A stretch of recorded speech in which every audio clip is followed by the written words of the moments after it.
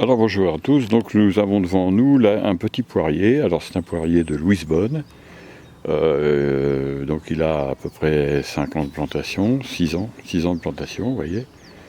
Et cette année il a 31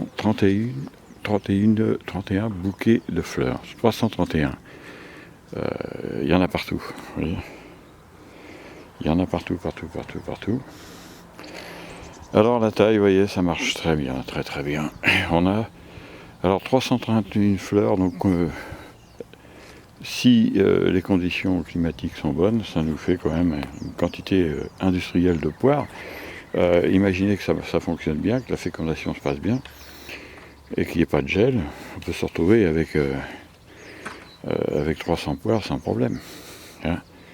Donc là, il ne faut pas laisser plus d'une poire par bouquet, même certains rameaux, il faudra en enlever. Je pense que si on reste un peu sage, il faut laisser à peu près 150 à 200 poires, pas plus. Hein. Là, on est embêté, dans le sens où il y a trop de fleurs.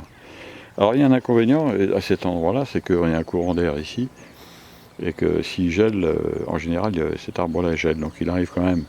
C'est ce que je dis souvent quand vous plantez un arbre. Là, c'est pas chez moi, c'est un arbre en plein air. Le problème est là, c'est que il faut bien étudier les périodes de floraison et essayer de faire en sorte que vous puissiez les protéger du vent au moins, et puis du gel bien entendu. Hein. Donc vous avez quand même une sacrée quantité de fleurs. Hein. Ça fait vraiment, c'est très joli. Je referai une petite vidéo au moment de la floraison. Et puis j'espère que le temps sera clément, parce que là on est à la merci du climat. Hein. C'est pour ça, alors une personne me disait, mais vous avez que des arbres sous serre, pas du tout. Mais vous voyez que là, on est soumis aux aléas du climat. Et quand on parle du climat, par les temps qui courent, ça fait peur, parce qu'on est dans l'excès d'un côté comme de l'autre. Hein. Au mois de février, il faisait 15-16 degrés, et puis on peut se retrouver au mois d'avril, début mai, avec des températures négatives. Donc, on ne peut pas savoir. Toujours est-il qu'au niveau de la taille, c'est une réussite à 100%.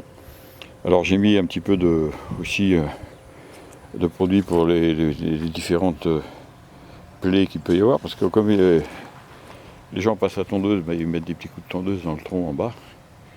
Donc j'ai nettoyé un peu les plaies, etc. Et puis voilà, donc cet arbre-là, vous voyez, il est magnifique. Donc c'est un arbre qui peut faire entre 100 et 200 poires si ici il fait beau au moment de la floraison. Hein. Vous voyez comme quoi c'est quelque chose, donc je vous rappelle, 331 bouquets de fleurs. Et donc voilà, c'est que du bonheur. Hein, les principes de la taille méthode BEH, vous voyez, c'est quelque chose d'extraordinaire. Et là c'est vraiment, j'ai rien fait, cet hiver j'ai pas touché. Donc là je repasserai au moment de la floraison, au moment où les poires, s'il y a des poires, bon, elles sont nouées pour essayer d'en enlever, au mois de juin à peu près. Et puis fin juin, la taille en verre, hein, pour un quart d'heure, et puis c'est tout. Et bien voilà, moi je vous dis au revoir et à bientôt pour d'autres vidéos. Donc ce poirier, je pense que j'en ferai une vidéo dans peut-être 15 jours, à peu près au moment de la floraison. Et on pourra voir un peu comment c'est magnifique en floraison. Alors je vous rappelle, chaque bouton fait entre 5 et 7 fleurs. Et puis on laisse, alors évidemment sur un rameau comme ça, on ne va pas laisser 2 poires par bouton, voire même pas laisser une poire par petit rameau, je ne sais pas, on verra, ça dépend de la qualité de la fécondation, on verra ça.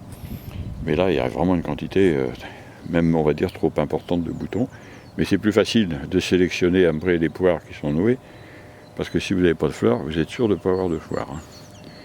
Là il peut se faire qu'il y en ait trop, mais c'est plus facile à enlever, parce qu'après on ne peut pas les générer, là, fantastique. Hein. Fantastique.